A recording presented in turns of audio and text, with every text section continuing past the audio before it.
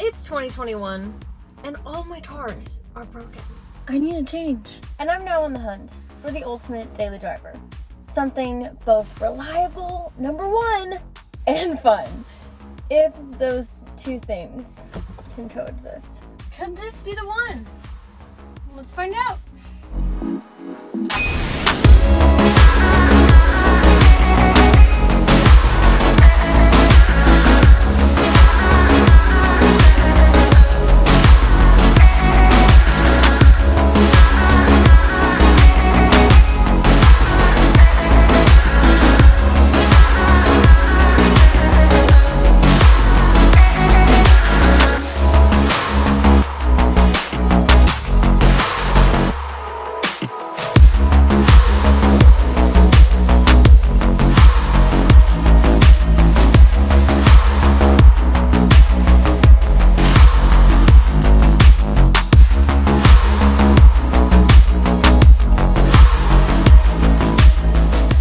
I rented someone's 2018 Tesla Model 3 off of Turo. Now this is the long range edition that can go over 300 miles on a single charge. And although it is not the performance model, which is what I really wanted, this is the long range model that has a speed boost, which was a later on update to the computer that allowed them to shave off like half a second in 0 to 60 time. Tesla was like, hey everyone, if you have a Model 3, would you like to go 13% faster? But there's a catch, it was $2,000. This car currently has a 0 to 60 time of 3.7 seconds, which is still respectable. The reason why I got this one, the long range versus a performance model, is because this car actually has the full self-driving capabilities that are available to consumers at this time. It's a Tesla. Of course I wanted to test out the self-driving. So that is the vehicle that I am currently in. The owner was able to give me access through the app. He just like entered my email and sent me the keys to this car, or the virtual keys to this car, because there is no actual key. You either use the app or this credit card looking thing, which for me, I'm using the app. I Ubered to where the car was at, met up with the owner. I did ask him to show me the summon feature. Now this is where you can summon your car to come pick you up. It'll connect to the vehicle. Wherever you put the target, that's where the car is gonna go. So it's negotiating right now, trying to find the center where it's driving down. Oh my gosh. It's gonna avoid some people.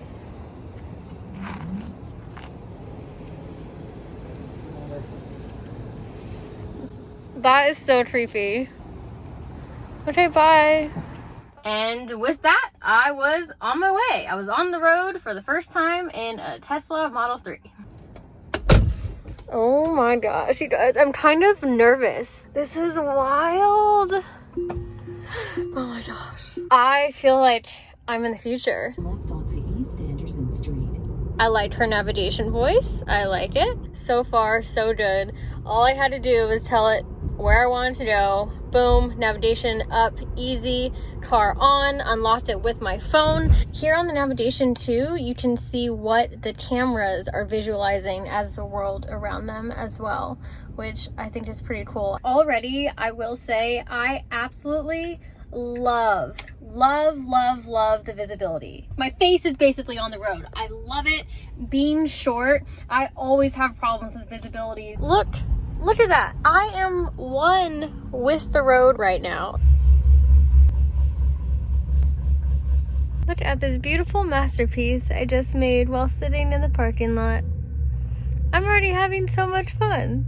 I didn't really drive the car that much after picking it up. I didn't do any self-driving. I'm gonna do that with you guys today. The timing for picking up this car couldn't be more perfect. I have to go to Daytona Beach from Orlando today, which is about an hour drive. And this is a drive I'm gonna be doing a lot, and I have been doing because my parents live in Daytona Beach. Let the test begin. Cheers.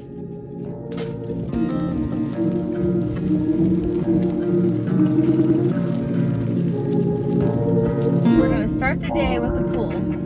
Sport mode.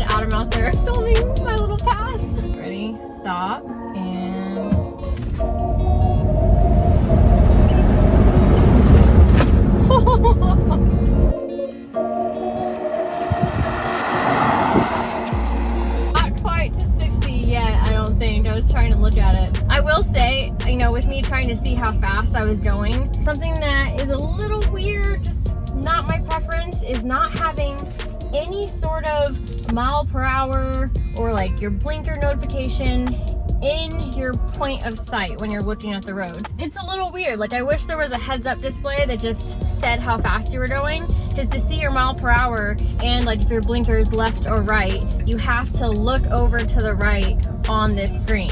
So it just like, it takes your eyes off of the road. Not the most user-friendly, just wish there was a heads-up display. That'd be cool. Did I look cool or lame? Be honest. Be honest. I look lame, didn't I? I was just trying to plug in my radar detector. I don't think there's a cigarette lighter. There's one back here, but that is not in a very convenient spot, but that's okay. K-band.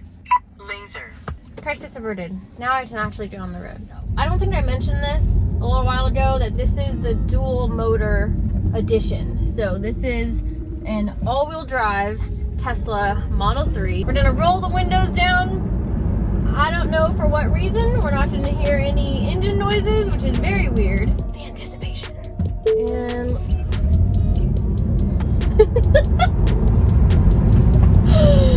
all right. Yeah. Everyone is just eating my electricity back there. Oh, that is wild. It just goes. I'm impressed. It is fun. It's a zippy car. The noise or the lack thereof takes some getting used to. It's not cool. It's not necessarily cool. It's different, but I like it.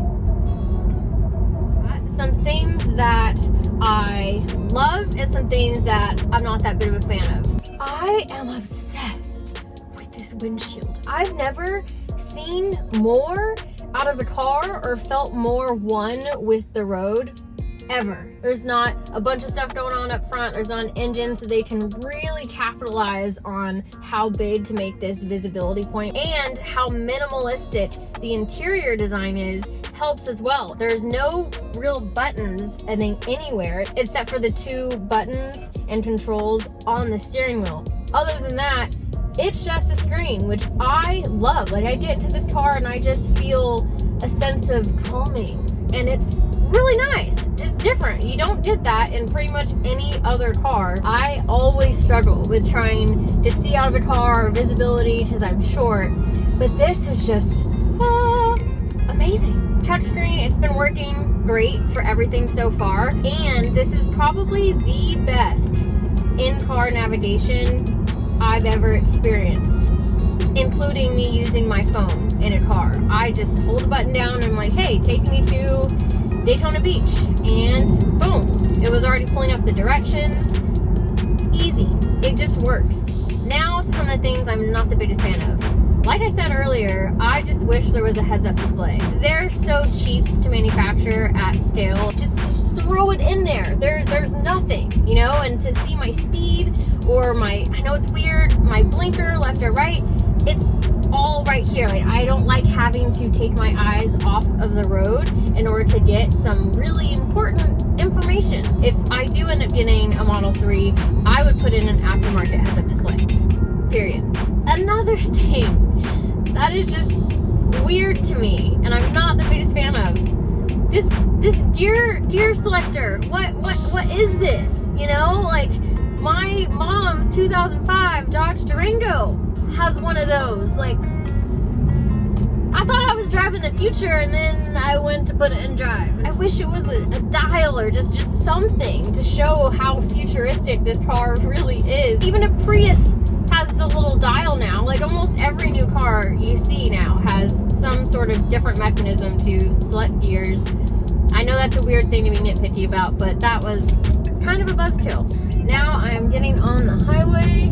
My charge is at 218 miles. 200 miles is plenty, hopefully, to get from Daytona Beach and back, even if I didn't do any charging in Daytona. And with the long range, you can get over 300 miles on a single charge. And with this being a drive I'd be doing often, that makes me really confident about potentially getting a fully electric vehicle as my daily and making that switch, because it's just such a comfortable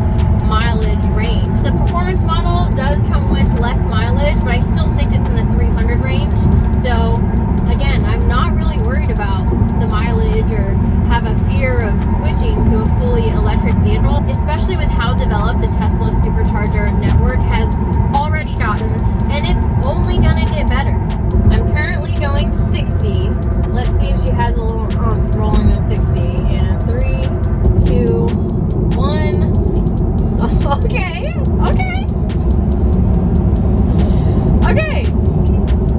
Yep. That was cool. That's acceptable. You saw me? I got a little pushback. It's very nice. And again, this is not the performance model. So it might be annoying that I keep referencing that, but the performance model to 0 to 60 in sub 3 seconds. That's wild. A very important criteria of a daily driver, the get-around car, old reliable, is can I beat people off stoplights? It's very important, actually. Point Tesla. This is the part that I was most nervous about. But I think it's time to test out the self-driving. I'm going 75. This is gonna be weird. To activate the self-driving, I think at any time, if it's available, you just have to press on this shift lever twice, and then it just happens. So, okay. Ready? Are you ready? I'm ready. Are you ready? I'm ready. Okay. I'm going 75 and down. Okay, it's doing it. Oh, this is so weird, you guys. I'm experiencing the future right now.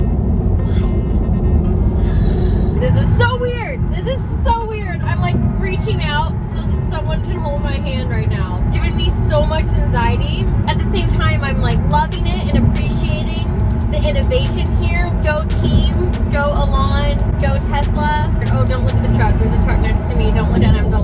This is my point of view. Oh my gosh. And here is the visual representation of what the cameras see as the world around you as you're driving. As you can see right now, there's no one like directly around me, so it's not showing anything, but that's what that is.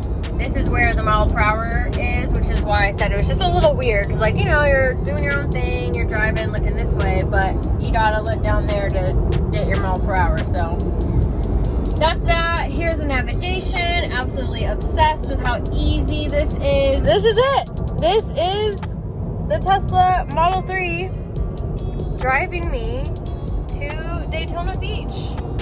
I'm stuck behind a truck going under the speed limit up there, and all these people are passing me, which I do not like. So I think to tell the self-driving to turn, I just put on the blinker. Let's see. Oh, I put on the blinker and she going. Oh, wow. That is a weird feeling. And now we are speeding up since we're not stuck behind that car. And I think the max speed is set at 74 because when I started self-driving, that's the speed I was going. Oh, I'm gonna do the blinker again. And now we are getting in the other lane. Okay. Coming down now. That worked very well. Very well indeed. I'm gonna try and just see what happens. Take my hand off the wheel. Oh my gosh. What? Ah! It's driving me, y'all. And I'm not getting like the, hey, put your hand back on the wheel warning, which is weird because I thought I would. I'm ready to grab it. Disclaimer, do not do this at home. I'm ready to grab it, but it's not. Oh, here we go. Apply slight turning force to wheel.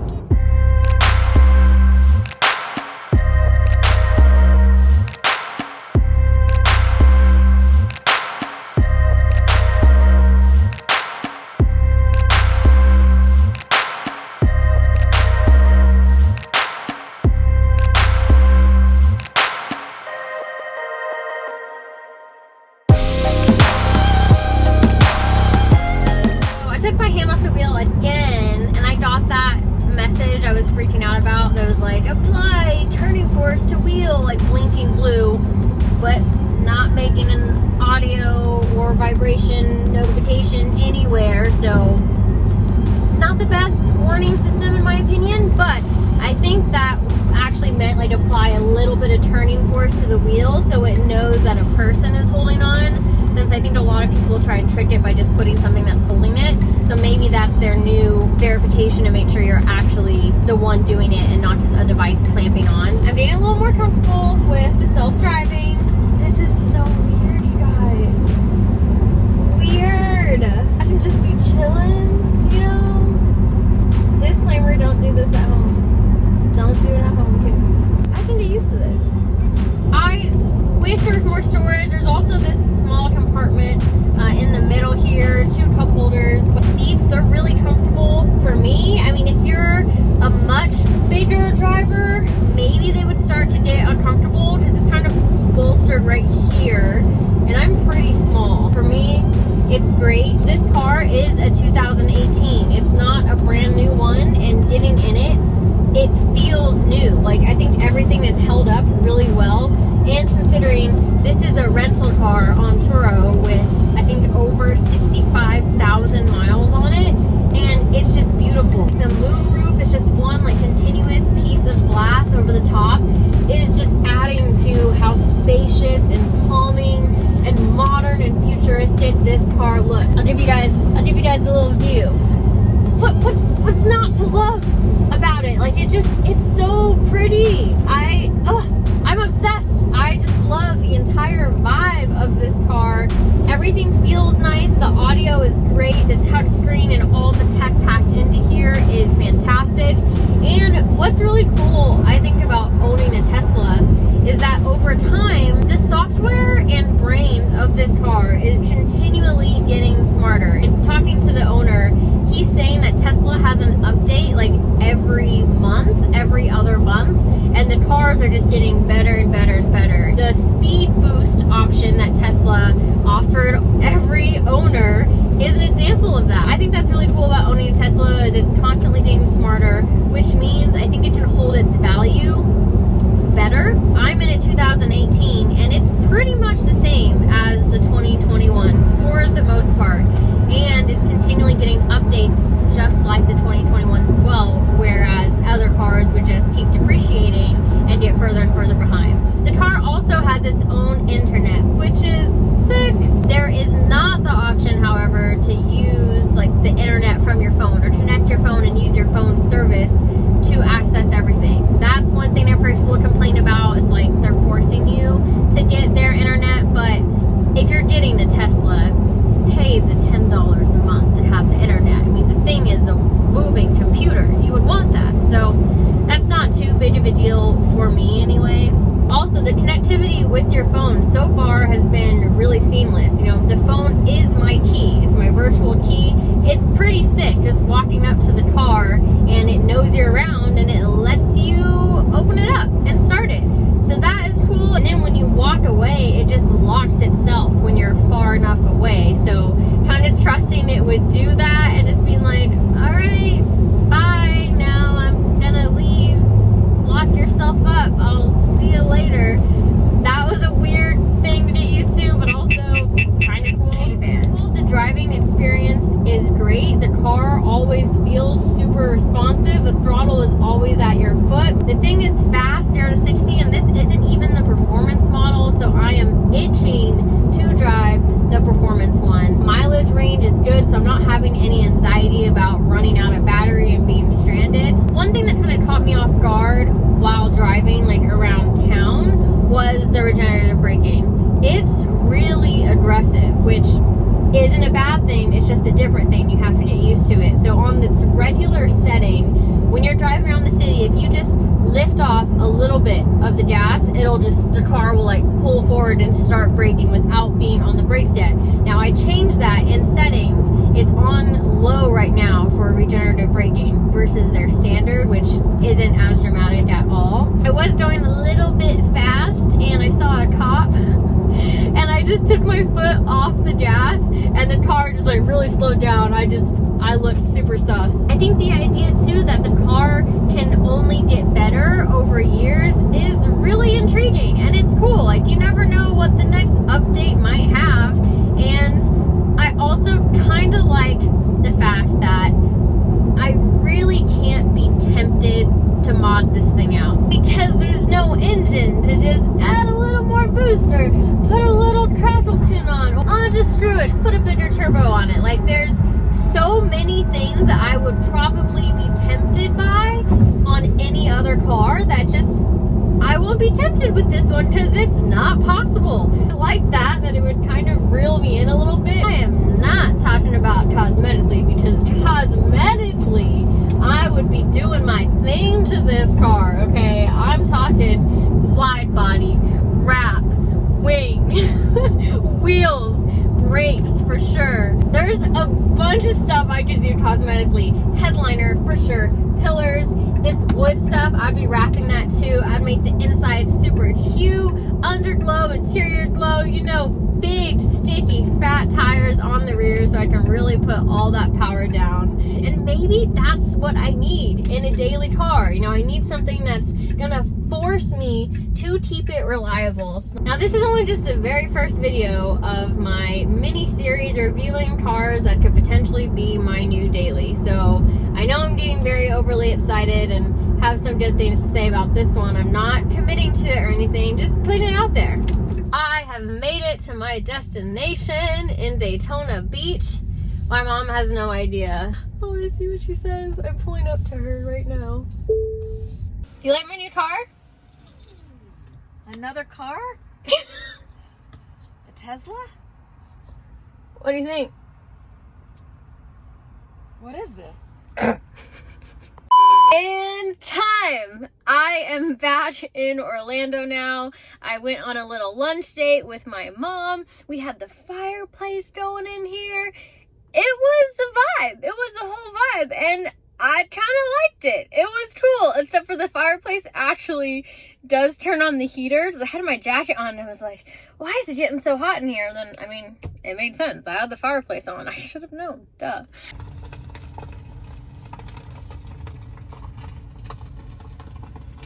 The last part of this review is going to be me trying to find a supercharger in Orlando. I want to go through that experience, really take it all in, and while I'm letting the car charge up before I give it back to the owner, I'll collect my thoughts and my final review for my 24 hours with a Tesla Model 3. The mileage is at 70. So it brings up all the superchargers that are in your area, and this one is actually near or on the way to where I need to go to return the car anyway. I'm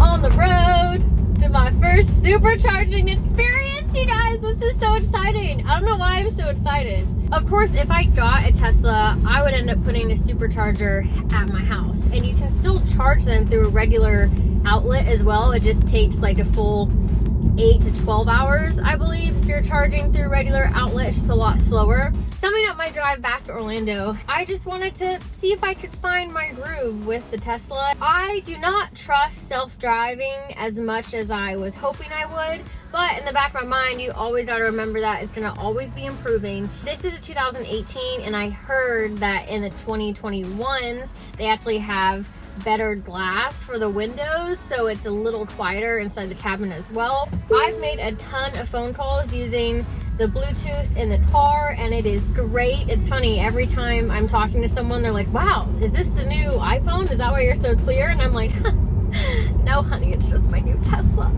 And I just love this navigation system. It's so easy, and everything you need is right there. But I'm not gonna lie, I did miss the sound of a roaring engine. I definitely felt that setting in towards the end of my hour drive back.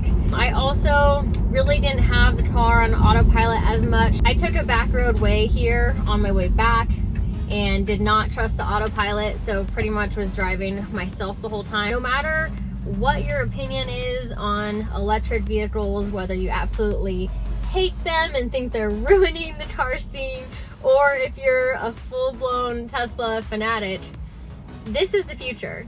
EVs are coming, no one's stopping it, and I'm excited about it. So this could be my opportunity to have a piece of the future that is coming and start getting used to the platform more and maybe tinkering with it. Just because it's a daily driver doesn't mean I'm not gonna shoot content with it and drive it on the track every now and then as well. Come on. Okay, really quick, should I do a city self-drive test? Is this a thing? I don't know. Let's find out. Boom, boom, double tap.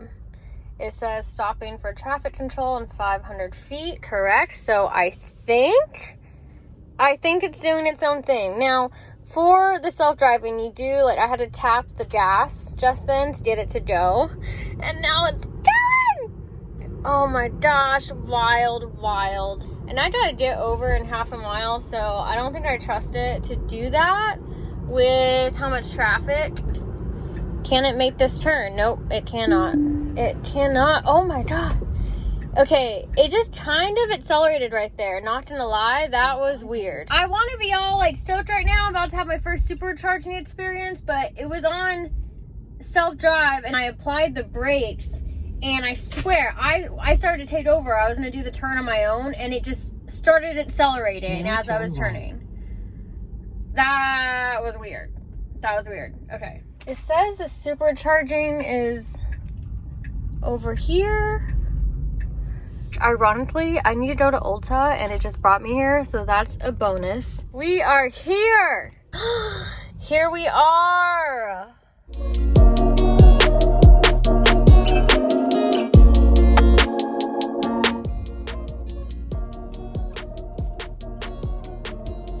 I'm here and I'm gonna try and figure out how to start doing the thing.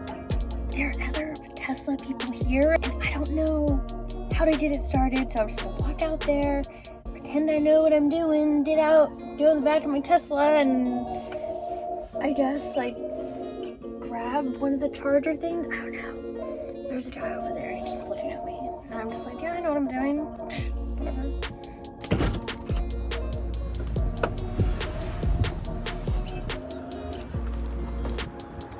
Already I messed up. I'm too far over to the side, so I have to scoot over. That was so embarrassing. I'm being judged so hard right now by all the Tesla owners because I just like don't know what I'm doing. 54 miles left and I'm gonna go out and try and charge it. Let's try this again. Let's go.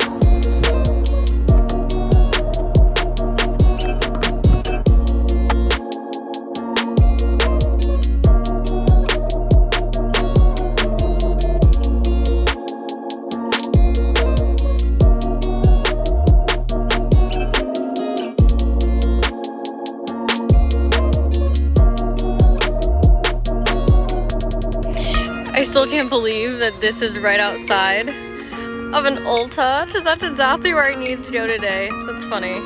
Here we go. This is the experience. Car is hooked up. I am officially supercharging, guys. This is so exciting. This is what shows up on the screen. So right now it says it's charging at a rate of like 272-ish miles per hour. So that is sick. This is it. This is life supercharging your Tesla. Look, we got all of our Tesla friends just hanging out and chilling. Oh, the car is trying to win me over right now with some Frank Ocean though.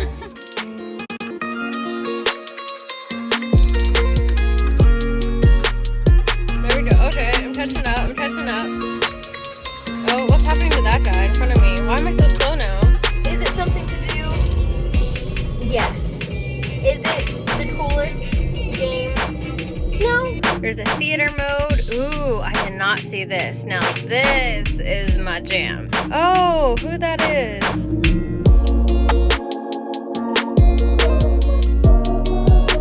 For a full session here, it says there's 20 minutes remaining. And I'm already up at 259 miles going about this journey, trying to find the ultimate daily driver for myself. I'm going to be judging cars on 4 main categories. Number 1 judging category is reliability, drivability. On a scale of 1 to 5 stars, I give the Tesla a 5. And a big part of that is because guess what? There's not a lot of mods and things I can do to mess this thing up eventually. When I get the Tinkerbug, guess what? There's not much I can do to really decrease its reliability or drivability. So that is very, very good. Also, super long mileage range on the charge. I would have a supercharger at home. As far as I can see, even from a bunch of other reviews, this car is going to be reliable. It's going to get me from A to B. Straight up. Number 2 is a category I'd like to call stoplight queen, because that is what I aspire to be at all times in my daily driver. Now that really just means, can I have fun beating people at stoplights? Will I have fun? What's the car's 0 to 60? What's its potential? You know, it doesn't need to be really super, super fast, but I don't want to be super, super slow either. So does the car have the get up and go? Can I be a stoplight queen? 4 out of 5 stars for stoplight queen. The pull, the electric power, the instant torque from this thing, even envisioning and imagining being in a performance model, is wild. I would be a stoplight queen. Hell, I would be a stoplight king in a Tesla. Third category is my smile meter. Does the car make me happy? Do I have fun with it? Is it something that doesn't need to be super, super crazy, but is it enjoyable? Is it still a cool experience to have as a daily driver? Now, initially getting in this car, there were so many new things. It was so different. It was such an experience that I was just like freaking out, taking it all in. It was super, super exciting. As I've driven it over 24 hours, a lot of that appeal isn't there as much. I'm not saying I'm not excited. It's just I got more used to it, more comfortable, which isn't a bad thing. The only thing for me is the sound. It's gonna take so much getting used to with how fast this thing can be and not having any sound. That is still so weird. Even when you get in it and it's on, there's not really like a lot of audio cues that let you know the car's on or the car's about to turn off. Like, it's an interesting experience, but it's still a ton of fun. It's just a different kind of fun. So for the smile meter / fun category, I would give this car a 3 out of 5. And I think I would have a lot more fun as well once I start infusing my own personality and style into the car cosmetically. And fourth category is gonna be price, because price is important. Price affects everything. And ultimately, I'm looking for a daily driver that is not a super expensive car. I wanna put miles on it. I wanna enjoy it, but also not be freaked out that it's too nice and, you know, worried about beating it up or using it too much. The whole point is a daily driver. I wanna be able to put miles on this thing. And this, my friends, this is the buzzkill. They say you can get in it at $35,000, which is great, right? When I went on the site to price out what I would actually buy, the performance model with full self-driving capabilities, this car ended up being around $65,000. $65,000 is a lot. That's a lot of money. I mean, I could have an awesome popping, revving machine of like an Audi or a BMW, maybe like a 2018 Porsche. So many other vehicles at that price point, maybe even some older GTRs. That price point really starts to make me question things, and for the price category, I would give the Tesla 1.5 stars out of 5. Would you guys be interested in this? That's also just a big thing I'm taking into consideration. You guys are along for this journey. I definitely want you to be a part of this decision-making process. There you have it. This is the Tesla Model 3. Is it the ultimate daily driver? I don't know. This is car 1 of my mini car reviews that are going to be coming up to try and find the ultimate daily driver for me. If you guys have any other suggestions of cars that you want me to test out, comment below. And hey, if you own a Tesla, let me know why I should get this. Convince me below, or convince me out of getting a Tesla below. Just let me know how you feel. I'm gonna go give this car back to its owner, and I will see you guys in the next one.